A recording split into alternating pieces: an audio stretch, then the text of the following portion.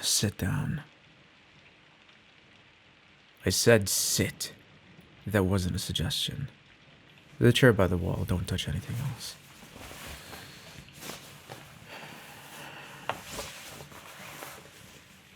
You don't look out the windows. You don't go near the windows. You don't even breathe in the direction of the windows, understood? We'll take that as a yes.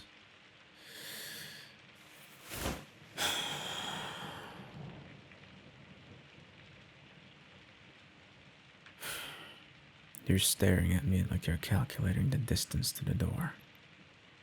Don't bother. That door is 3 inches of reinforced steel with a biometric lock that only responds to one person. Me. Windows are ballistic glass. Walls are lined with signal dampeners. Your phone, your trackers, your little locator chip your syndicate planted in your shoulder blade 3 years ago, just all dead.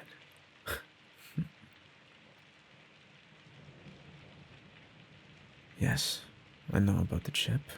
I know about the knife in your boot. I know about the garrote woven into the lining of your jacket. And I know about the cyanide capsule in the back of your fucking mouth that you're currently running your tongue over. Don't. You bite that down and I'll have to explain to my manager why there's a corpse on my floor. And I just despise paperwork, you know. So don't.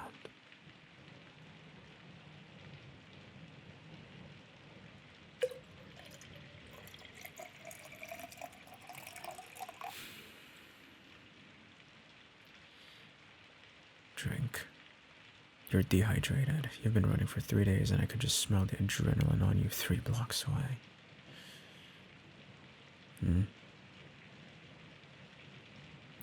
Well, suit yourself.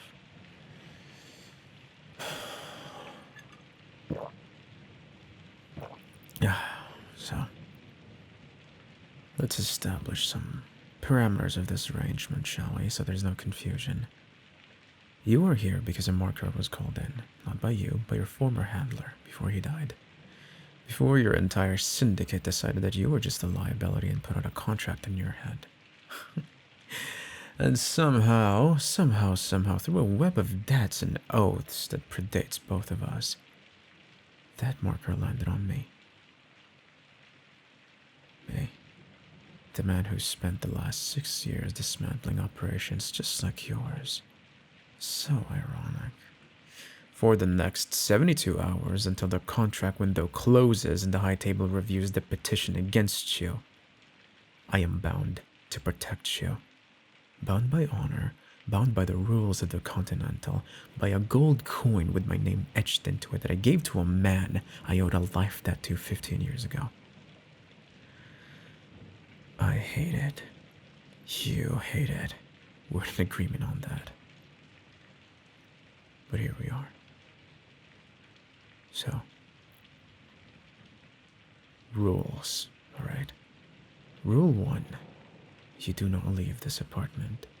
Not for food, not for air, nothing. Even if the building is on fire.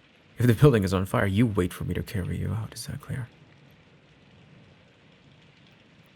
Rule number 2. You don't touch any weapons in this apartment. And believe me, they are everywhere.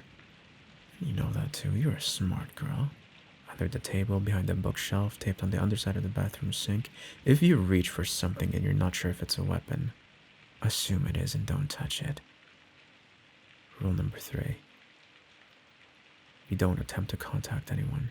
Your syndicate, your friends, family, anyone you think might help you. Trust me, they've already been compromised or they're already dead. Contracting you is open and lucrative, so trust is a luxury you no longer have.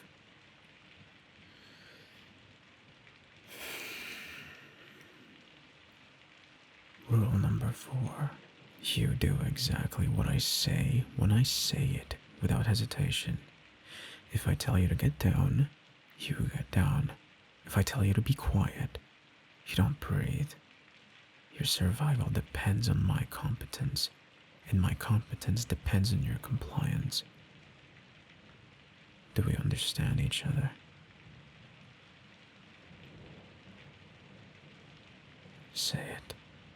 I want to hear you say it. Do we understand each other?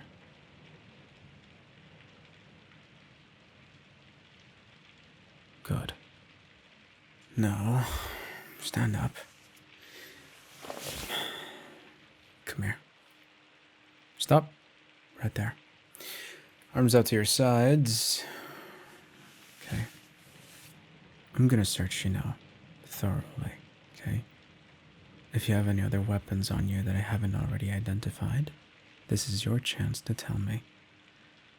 If I find something you didn't disclose, I will consider it a breach of the temporary truce that we have. And I will be unhappy. Nothing. Alright. Don't move.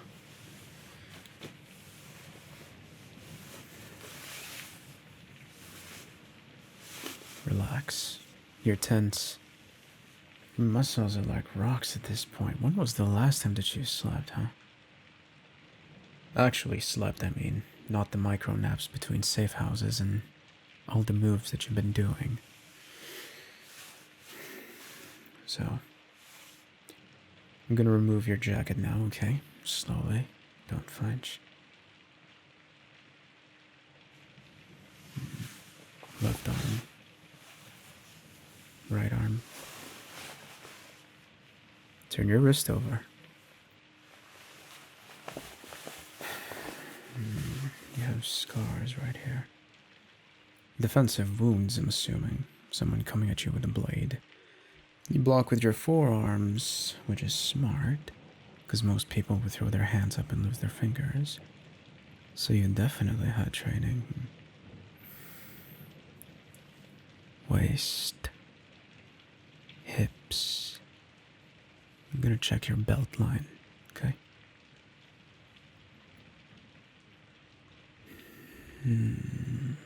Nothing there. Good. Left leg. Right leg. Ah. There it is. K-bar. Serrated edge, huh? 7-inch blade. Concealed angled holster. Standard issue for your syndicate's field operatives. So, this stays with me. Okay? You're gonna get it back when the contract is done and resolved. If you survived.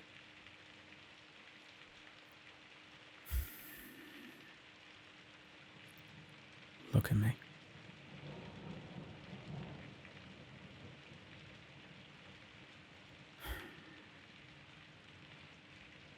You have hate in your eyes. Genuine, burning hate. You're thinking about all the ways you could kill me right now, right? The pressure points, improvised weapons all around the place that you can just get your hands onto. The fact that I'm standing close enough for you to drive your forehead into my nose. Don't. Because if you do, I'll have to hurt you. And I don't want to hurt you. Not because I like you. I don't. But because I gave my word. And my word, unlike yours, means something. Sit down. We're done for now.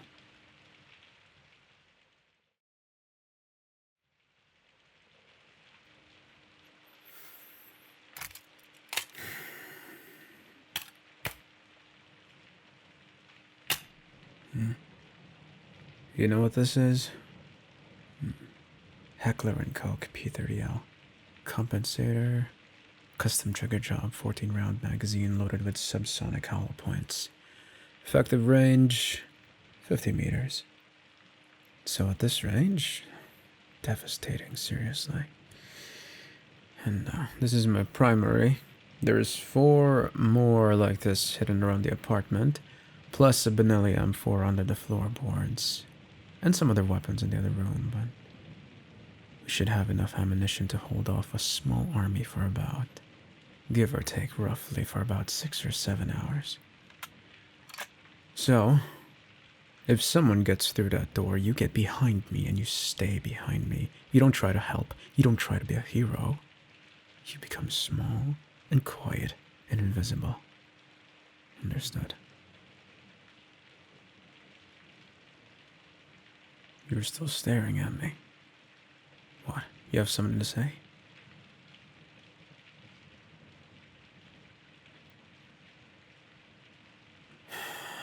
Fine. You want to know why I'm doing this? Why I haven't just put a bullet in your head and collected the bounty myself, right?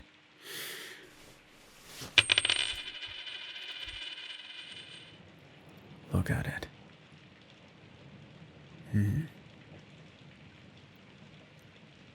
Gold coin, pressed with the lion and the shield, worth 1 favor, 1 service, 1 life.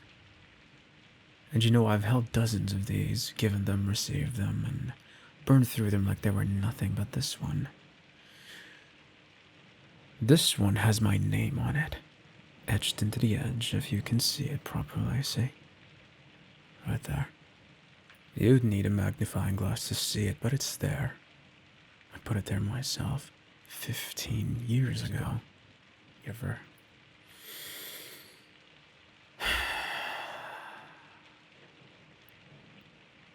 I gave this coin to your handler for your syndicate before you were even recruited. Before you even knew what the high table was. Before you'd ever held a gun. You saved my life. I was young, stupid, bleeding out in an alley in Minsk after a job went sideways. He found me, dragged me to a surgeon, sat outside the operating room for 6 hours while they put me back together. And you know what? He asked for nothing in return. So I gave him this coin. And I told him, whatever you need, whenever you need it, I'm there. No questions, no hesitations. My life for yours.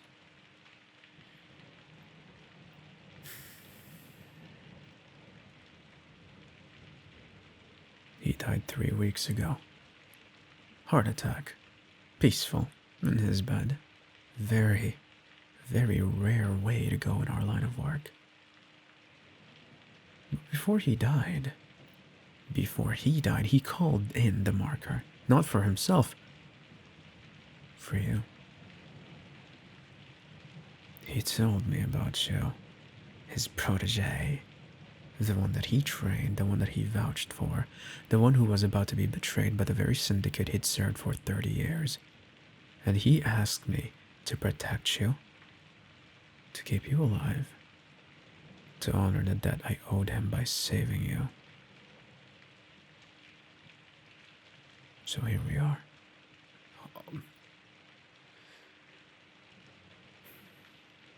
I don't like you. I don't trust you. I think your syndicate is a cancer and you're just another cell in the fucking tumor. But he was a good man. The best that I ever knew, and I owe him everything.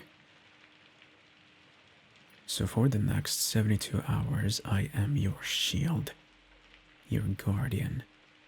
Your very reluctant, very irritated protector. But after that, you're on your own.